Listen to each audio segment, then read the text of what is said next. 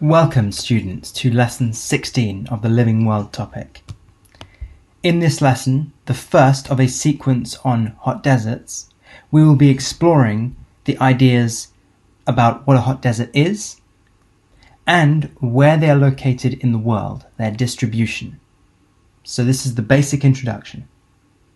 Some of these ideas you will already have learned since we've covered them in previous lessons. This is to reinforce and reintroduce your memory so that in future lessons you will understand it better. Please write the date, title and learning objective and have a pen and paper ready to learn. Okay, time to review prior learning. Please write 1 to 10, answer the questions from memory and then mark your answers. Game time. 1. Ecotourism leads to higher local incomes in countries with rainforests, for example as tour guides, and reduces deforestation. 2. For ecotourism to be effective at sustainably managing rainforests, companies must be locally owned. This reduces economic leakage. 3. The UN RED program aims to reduce climate change by preventing deforestation. 4. The Amazon Fund is an international agreement between Norway, Germany and Brazil to reduce deforestation in exchange for money and training. 5. Cutting down certain aging trees and allowing the forest to regrow is called selective logging. 6. The biome with the smallest annual temperature range is the rainforest biome. 7. The biome with the lowest annual rainfall is the hot desert biome. 8. A landlocked country has no borders with the sea. 9. The continent with the highest percent of HICs is Europe. 10. Ice core samples provide a record of past climates by showing the amount of CO2 locked in ice. Give yourselves a mark out of 10. If you got 8 or above, you have mastered the material. Congratulations. Please write any questions that you got wrong and their answers and then test yourselves on these repeatedly so that you learn them as well. Excellent.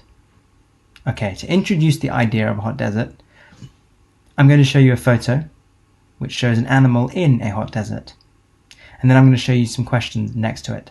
Please answer the questions using the best of your understanding and then we shall discuss them. Go for it. Here are the questions.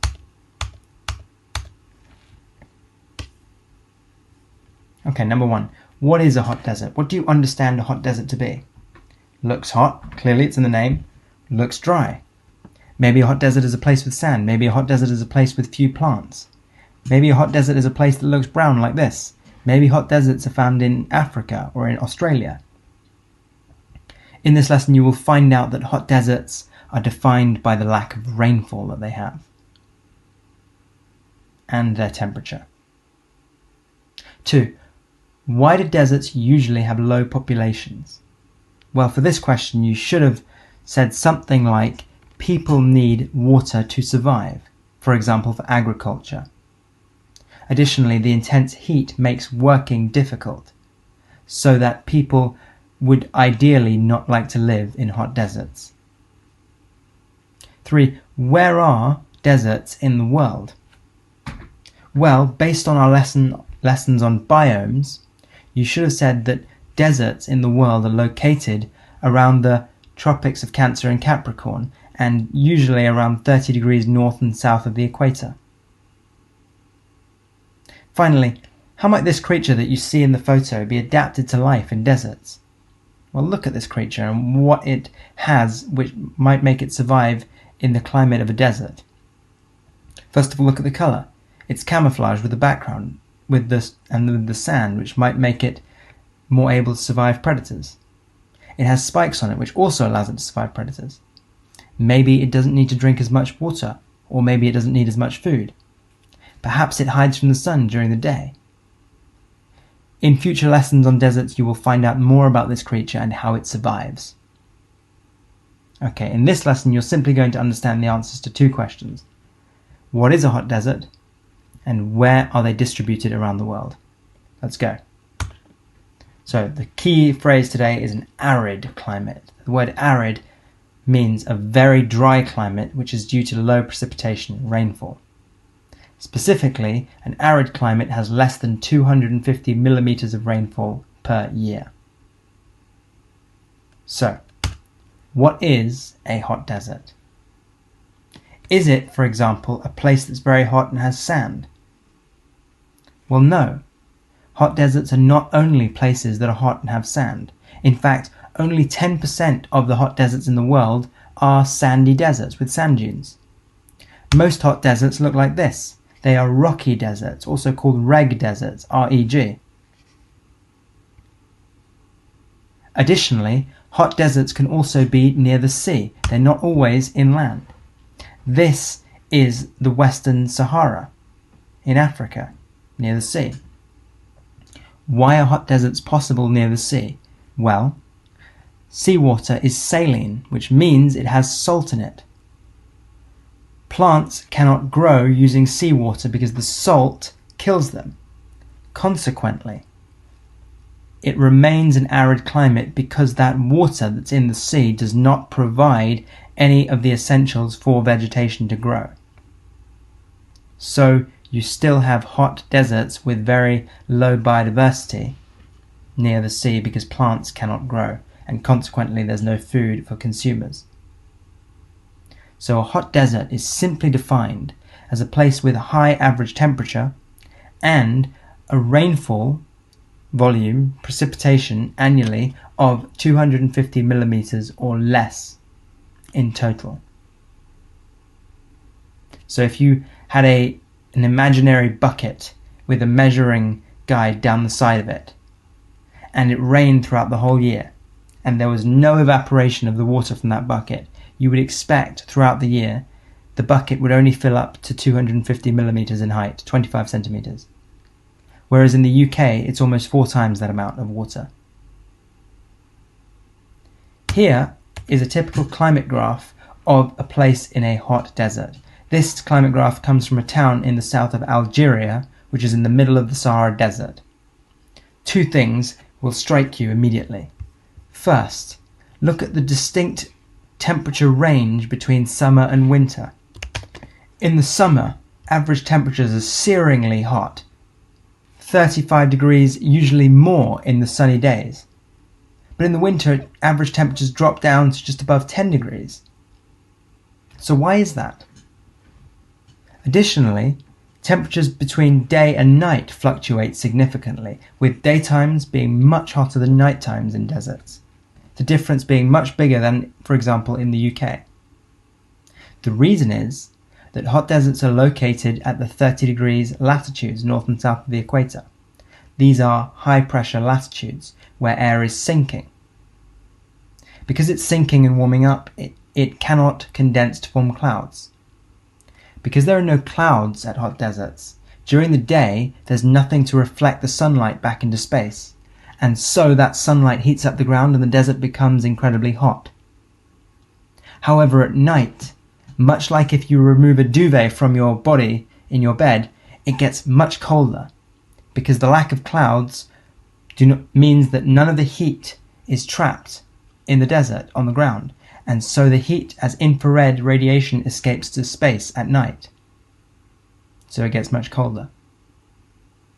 In the summer in a hot desert, the sunlight is almost directly overhead, so it's intense. It gets much hotter. In the winter, the sunlight is at much more of an angle, and since there are no clouds, more energy is lost to space than comes in than in the summer, and so it's colder. Second feature you'll notice is that there is almost no rainfall throughout the year. There is virtually no wet season or dry season in hot deserts. What rainfall there is happens in a few very large and intense storms. It is not regular daily rainfall like in a tropical rainforest. So far we've covered what a hot desert is and the climate in a hot desert. Second question, where are they in the world and why? Write this subtitle and underline it, please. Recall this diagram we explored in earlier lessons on biomes. We looked at how the equator has low air pressure because the air is rising due to the intense heat of the sun, making it lower air pressure and therefore making it less dense. When air heats up, it spreads out, so it rises as it's less dense. When it rises, it cools and condenses to form clouds, so it rains at the equator. However, that cool air then spreads out north and south to 30 degrees north and 30 degrees south of the equator. As it's cold and dry, it becomes denser, so it sinks at these latitudes. Consequently, you have high air pressure at the surface at these latitudes. Sinking air means lack of clouds, therefore lack of rainfall. So, this map shows the distribution of hot deserts around the world. The Sahara Desert here, the Arabian Desert here, the Great Sandy Desert here in the outback, the Thar Desert here, which we'll explore in a future lesson, the Namib Desert here, the Atacama Desert here, the Sonoran Desert here. Hot deserts of the world are mostly located around the 30 degrees latitudes north and south of the equator because of this process of sinking air. Time to assess your learning. Question 1. How is it possible that there is a lack of vegetation in hot deserts even when the desert is by the sea? Well, you should have said that the sea is saline, salty water, and plants cannot survive the intense saltiness of this water. They need fresh water to grow. Consequently, there's a lack of vegetation, even if a desert is coastal by the sea.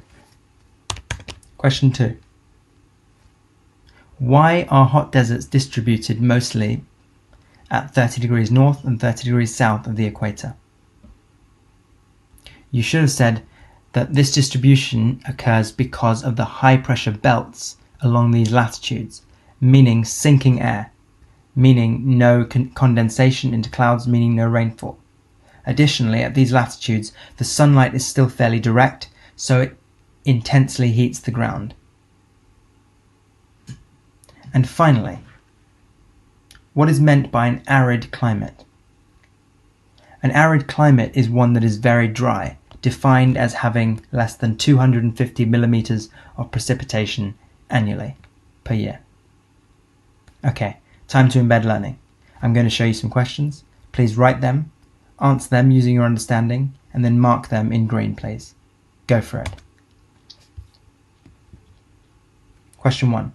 Explain the reason there's a large temperature range between day and night in hot deserts. You need all 3 points. 2. Explain why there is low biodiversity in hot deserts, even in coastal areas. Again, you need both points. Salinity is an important word here. It means amount of salt in the water. Make sure you use the word vegetation, not plants. 3. Describe the global distribution of hot deserts. You need to say the overall pattern and give an example. 4. Explain why hot deserts are located in these areas of the world. You need all of these points here to explain it very clearly. Give yourselves a mark out of the total. If you lost 2 marks or fewer, excellent, you've mastered this topic. Make sure you add in green pen any corrections. Okay. From this lesson, please write 2 questions from memory and then answer them. In a week's time, test yourself on these questions so that you remember them and you can assure yourself that you have learned these ideas. In the next lesson, we are going to be exploring the characteristics of life in hot deserts, how plants and animals survive in this hostile environment. Join me then.